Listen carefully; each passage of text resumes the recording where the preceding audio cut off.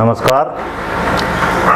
ज़्यादातर जो स्टूडेंट्स होते हैं ज्योतिष के, उनको लगता है केतु मोक्ष का कारक है, यानी परम मोक्ष, जन्म मरण के बंधन से मुक्ति। लेकिन आपको पता है ज्योतिष में मोक्ष के 3 भाव हैं, चौथा, 8वां, 12वां। तो इसका मतलब 3 प्रकार का मोक्ष हुआ।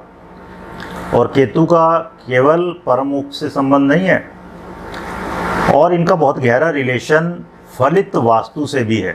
वो मैं आज डिस्कस करने वाला हूँ इस वीडियो में। तो ऐसे समझिए 3 प्रकार का मोक्ष है, चौथा भाव, फिर 8वां भाव और 12वां भाव। 3 प्रकार का मोक्ष कहा गया है। चौथे भाव से हम क्या देखते हैं? नींद। चौथा भाव है मिड नाइट टाइम, जिस तरह 10वां भाव क्या है? मिड डे टाइम है, मध्य दिवस। और इस तरह चौथा भाव है मध्य रात्रि। और मध्य रात्रि में क्या करते हैं? हम सोते हैं। तो नींद अल्प मोक्ष है। ये कहा जाता है sleep is a short time death. मोक्ष है वो दिन भर की सिरदर्दी, कहा सुनी, उस सब से मुक्ति हो जाती है। हम अचेतन में चले जाते हैं, दिमाग काम नहीं करता। तो वो एक प्रकार का 6 से 8 घंटे का रोज़ का मोक्ष है, और बहुत ज़रूरी है। अगर लगातार 4-6 दिन आदमी ना सोए तो पागल हो जाएगा वो, या मर जाएगा। तो वो एक प्रकार का अमृत है, ये समझ लीजिए, जरूरी है। अथर्ववेद कहता है नींद गो घृत के समान पौष्टिक है। जिस तरह गाय का घी है, पुष्टि देता है हमें, न्यूट्रिशियस है, इसी तरह से नींद न्यूट्रिशियस है। इवन एलोपैथी तक के डॉक्टर हर मामले में, आपको पता है ना, दवाई दे देंगे, इंजेक्शन दे देंगे कि मरीज किस तरह सो जाए, क्योंकि नींद अपने आप में सबसे बड़ी दवाई है।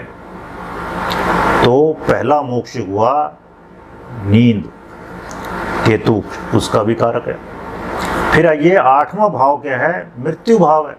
8वीं राशि कालपुरुषी कुंडली में, वो मौत की राशि है, मंगल की।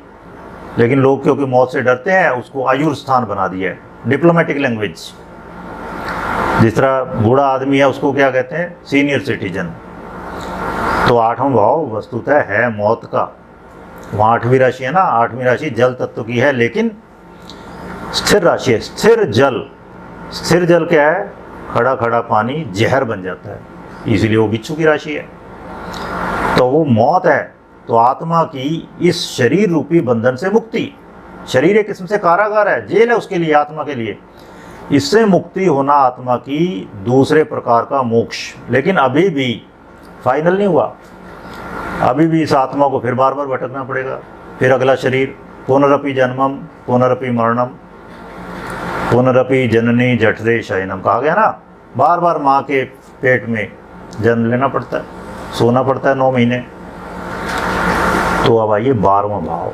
12वां भाव क्या है? वो है परम मोक्ष, आत्मा का परमात्मा में मिलन, अंश का अंशी में समाहित हो जाना, जहाँ दोबारा कोई जन्म नहीं होता। वो परम मोक्ष है 12वां भाव। ठीक है। तो 3 प्रकार के मोक्ष के भाव है, और तीनों अलग अलग प्रकार का मोक्ष है। तो केतु सभी का कारक है। वास्तुशास्त्र में जो मकान का फ्रंट डोर है, मुख्य द्वार, वो है राहु, और बैक डोर जो है वो है केतु। फ्रंट डोर बड़ा होता है, और आपको पता है ना, राहु ने अमृत भी पिया था और उसके यहाँ तक पहुँचा था वो, तो उसको काट दिया विष्णु ने अपने सुदर्शन चक्र से। तो नीचे का हिस्सा केतु क्या है? उसमें अमृत नहीं है कोई, राहु में अमृत है। इसका मतलब बहुत गहरा ये हुआ कि फ्रंट डोर से शुभ किरणें आती हैं, लेकिन बैक डोर में वही बाहर निकलना चाहिए जो अशुभ हो चुका। तो हमारा मुख जो है वो है राहु, और जो हमारा बैक डोर मतलब गुदा मार्ग और मूत्र मार्ग है वो केतु है। तो आपकी बैक लेन, घर की दरवाज़ा, वहाँ बैक वाला क्या है? छोटा होता है, छोटा होना चाहिए। तो ये है केतु। तो हम जो स्नान करते हैं, शरीर की गंदगी वॉश हो जाती है, वो भी केतु है। मल मूत्र का त्याग करते हैं, वो भी केतु है। तो घर में भी इसकी एप्लीकेशन है केतु की। और घर में क्या कहा गया? राहु केतु, मतलब फ्रंट डोर और बैक डोर सीध में नहीं होने चाहिए। आमने सामने नहीं होने चाहिए, मेन डोर के सामने बिल्कुल बैक डोर नहीं होना चाहिए। अदरवाइज क्या होगा, जो भी घर में आया है सब निकल जाएगा, मतलब कुछ बचा नहीं रहेगा, कोई समृद्धि नहीं रहेगी। आप सोचो हम मुंह से खाएं और नीचे से सीधा निकल जाए तो क्या होगा, इसका मतलब क्या है, पेचिश हो गई या उल्टी, आदमी 3 दिन में मर जाता है। तो इस तरह केतु मोक्ष का कारक है। मोक्ष ये कोई परम मोक्ष ही नहीं है।